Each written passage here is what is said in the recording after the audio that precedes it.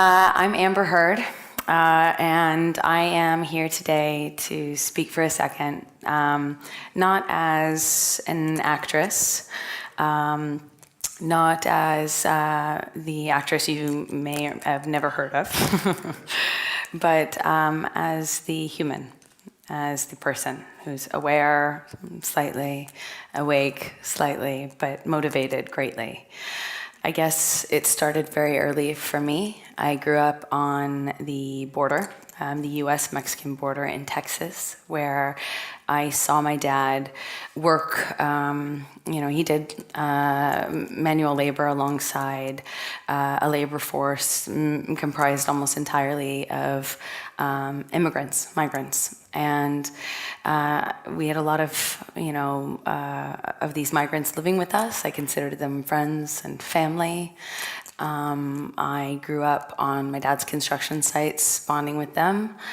You can imagine how bummed I was when I learned I didn't necessarily get entitled to a quinceañera. It was very disappointing. But I considered these people my friends and family, and we would take trips across the border often through my childhood. I think in my first interaction or my first recollection of the impact of injustice, unfairness, it hit me on those trips when I could drive across the border, and on the return trip back north across the border, it would land on me that I, by the accidental geography of my birth, could make that trip in both directions.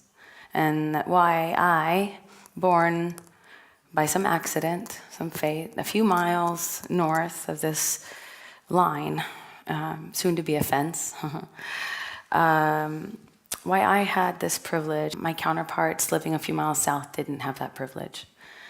And it struck me as inherently unfair. And I think even kids, especially kids, have a finely tuned sense of justice, finely tuned sense of what's fair. And something just didn't seem fair to me. So later I moved to Los Angeles, I started working, but the indelible mark left on me by those experiences and the experiences I accrued over a lifetime of that drove me to start working. I started going to the border on research missions with the ACLU. I worked in children's hospitals, specifically ones that I could translate at, and I later started taking trips to refugee camps through various nonprofits, and now with my work with the ACLU and the United Nations, I have found myself in a position where I am speaking on behalf of others who might not necessarily have that voice. I think it's important because simply put, if anyone's human rights are denied, everyone's human rights are undermined, and something I couldn't forget. But I'm scared now, to be quite honest. I am a white woman. I live in the 21st century. I live in the United States, so I already, won the lottery in so many ways, but I'm scared.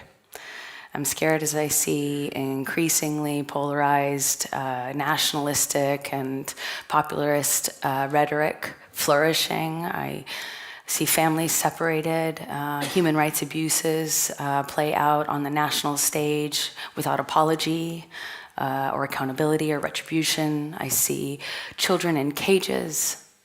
I see people elected to positions of power that blatantly deny and disregard the basic human rights of women, positions where they are less powerful.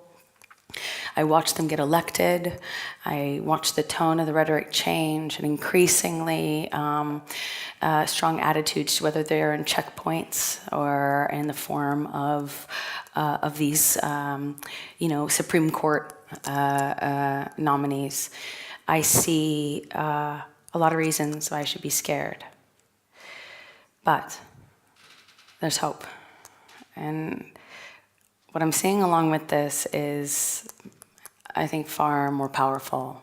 I'm seeing a groundswell of energy, of excitement, enthusiasm that has left a generation like mine used to a certain amount of luxury and expectation for that luxury, have left us somewhat apathetic and disengaged, and I have seen that all turn around lately, or especially lately, as I see a grassroots groundswell of galvanization. People like this, amazing young activist I met recently called Amanda Wynn, who took an incredible tragedy that befell her and turned it into ammunition.